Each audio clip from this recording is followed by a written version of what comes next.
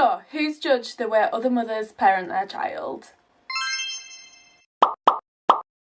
Not gonna lie, I have in the past judged the way people parent, but I have come to realise now that the majority of parents are just trying to be the best parent that they can be to their child, and really we're winging it. But I am actually so shocked at how much judgment there is on social media, how many people will tell you how to parent and that their way is the best way and your way it's not. I don't know if it's a psychological thing, but I would say as a parent I have now become more susceptible to judgment because you are constantly questioning your own actions. I have a few judgments that I've faced since becoming a parent and I just want to get it off my chest. But make sure you stay to the end of the video because my final point is drama.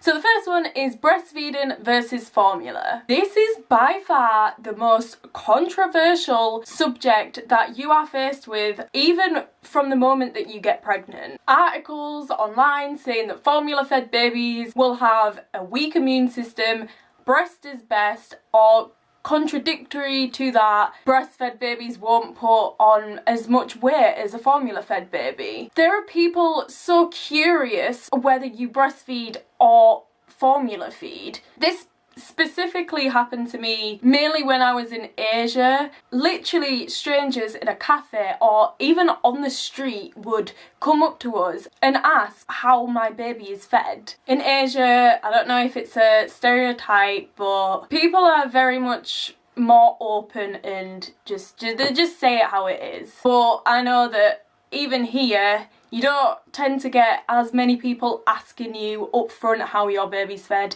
However, you do get a lot of different judgments online. I personally formula fed Edward, and even to this day, now that Edward is 1.5, I still feel incredibly guilty for not breastfeeding him. And that's mainly because I am constantly seeing these articles, constantly people on social media saying how breast is best. All these horrible things can happen to you if you feed your baby through formula. But honestly, why do people care? As long as you're feeding your baby and they are gaining weight like they should be, then it's fine. I think what these articles miss is that there are reasons why people don't breastfeed or why people choose to breastfeed. So rather than people just being so judgmental on how you feed your baby, who cares as long as they're getting fed? Also, I completely forgot to mention this when filming, but you also get so much judgment from breastfeeding in public. Other people for some reason feel really uncomfortable for doing something that's completely natural. Ugh, it's ridiculous. Anyway, I'll unpause the video now. So my second judgment is babies watching TV.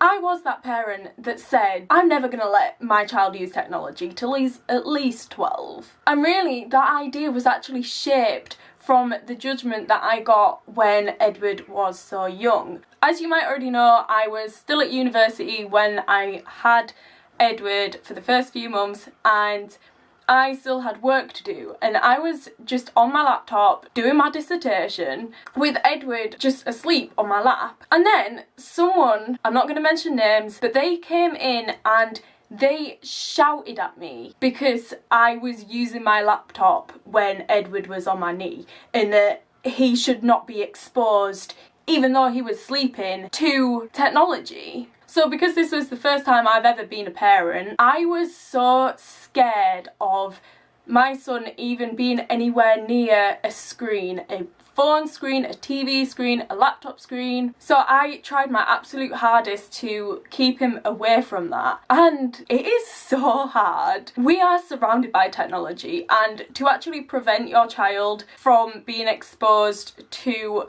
technology is an extremely difficult task. So if you are one of those parents out there that still sticks by not wanting technology to be part of their early stages of life, then I salute you because it's really hard. But yeah, now I've just become a little bit more relaxed on it, and he's fine to watch CBeebies just as long as it's not the Teletubbies. The next point is having me time. I think a lot of mothers specifically get judged for going out and drinking and letting someone else babysit their child just to have that me time. I do go out on the occasion, but it's very rare, and when I do, I feel incredibly guilty, and I need to plan it for like weeks in advance just so I can kind of get used to the idea that people are probably gonna judge you for going out. But as a parent, you're going out and drinking, having a good time. I have a lot of respect for you because you're probably exhausted. It's very tiring to stay awake past 10 o'clock. But it's not just going out and drinking, because I know that's not what a lot of people like to do, but it could even just be going to the shops and leaving your child at home with another carer. This happened to one of my friends and it has honestly really affected her.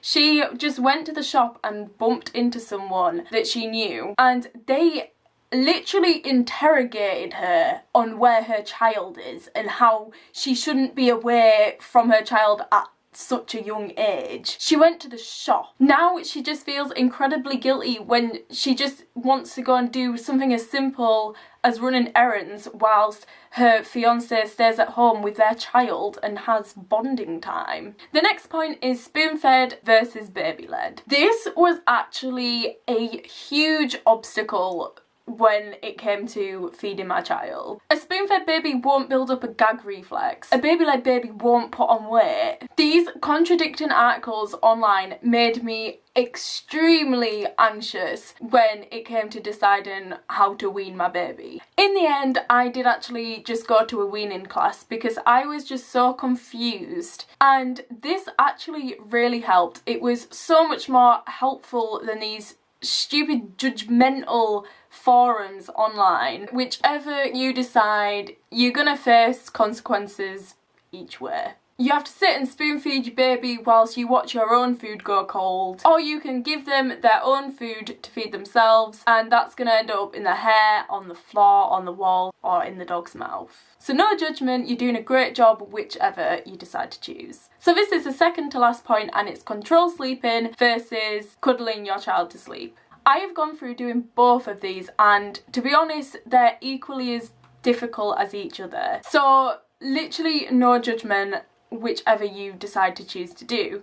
There has been times where Edward's woken in the night and I've just brought him into my bed and I was up for hours because he would be doing this every single night, and it would just be the routine where when he wakes he would just come straight into my bed. To be honest, I thought that was the only way, but when I actually spoke to my health visitor about this, they suggested control sleeping. So I did a bit of research on this. I remember my health visitor didn't actually say that it's called control sleeping, they just told me what you have to do. I don't know why I thought it was called this. I thought it was called crying it out. So when I searched crying it out, there was so many people telling you like how you should not be doing this, and to be honest, even though it is judgment, it's probably coming from a good side of it, because crying it out is where you just leave your baby to cry for the whole time, and it has been proven that this could actually affect your child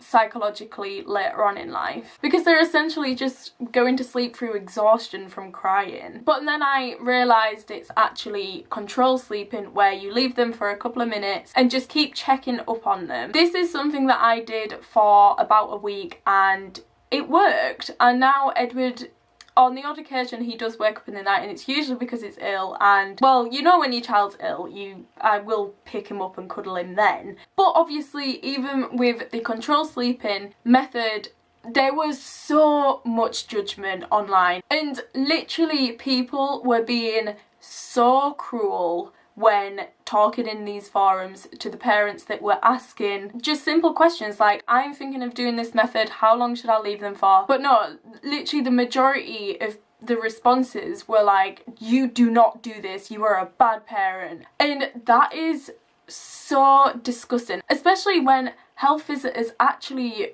recommended to do this. It's not a known method that's going to affect your child, yet people are so opinionated when it comes to what you should do as a parent. But as I said, I've tried both methods, and yeah, they are equally as hard, because you do feel guilty to like leave your child and let them cry, but you're also losing a lot of sleep when cuddling your baby to sleep. I don't know if that's because Ed was like really fidgety, but when he would come into my bed, he wouldn't go to sleep. He'd just, well, I mean, he would basically kick me out of the bed. But whichever one you choose to do, you're doing great. So my final point is, and the reason I chose to do this video in the first place, is the point of buying too much or buying too little for your child. So this is where the drama is, in my life personally. So basically, my friend has a blog, and a lot of her posts are based around